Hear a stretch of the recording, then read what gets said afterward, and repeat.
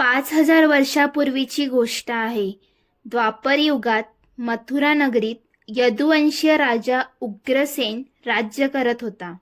त्यांचा मुलगा कंस हा अत्यंत निर्दयी, क्रूर आणि अहंकारी होता. त्याने स्वतःच्याच वडिलांना गादीवरून खाली उतरवून स्वतः राजा बनला. आणि त्याच कंसाची एक बहीण होती, जिचं नाव होतं देवकी. आणि तिचा विवाह झाला वासुदेव सोबत. आणि त्याच दिवशी एक आकाशवाणी होते, हे कंस, देवकीचा 8वा पुत्र तुझा वध करेल. हे ऐकताच कंस संतापला आणि आपल्या बहिणीला ठार मारण्यास धावला. पण वासुदेवाने त्याला थांबवलं.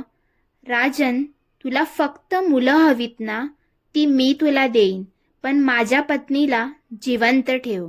मग कंसने त्यांना तुरुंगात टाकलं आणि एकामागून एक देवकीच्या 6 मुलांचा निर्दयतेने वध केला.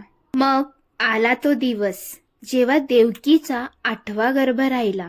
भाद्रपद महिन्याच्या कृष्ण पक्षाच्या अष्टमी तिथीला रोहिणी नक्षत्रात मध्यरात्री अंधारात एक तेजोमय प्रकाश देवकीच्या गर्भातून प्रकट झाला. एक तेजस्वी बालक, 4 भुजा, शंखचक्र, गदा, पद्म. माझं रूप ओळखा, मी आहे विष्णू.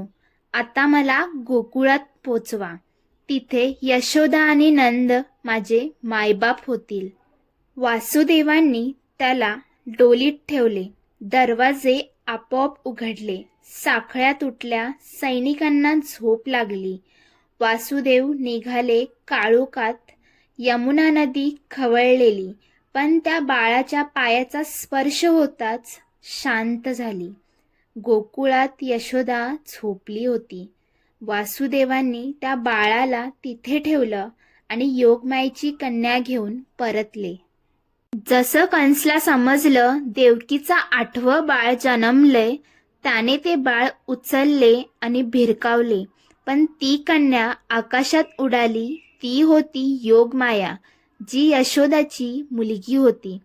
ती म्हणाली, तुझा वध करणारा दुसऱ्या ठिकाणी जन्मला आहे आणि तो सुरक्षित आहे. हा आहे त्या काळाचा अवतार, ज्याने अंधारात जन्म घेतला पण संपूर्ण विश्वात प्रकाश पसरवला. तोच यशोदानंदन नंदलाल, देवकीनंदन वसुदेवचा पुत्र श्रीकृष्ण. म्हणून बोला तर, नंद के आनंद भयो, जय कन्हैया लाल की. हाथी घोडा पाल की, जय कन्हैया लाल की. राधे राधे.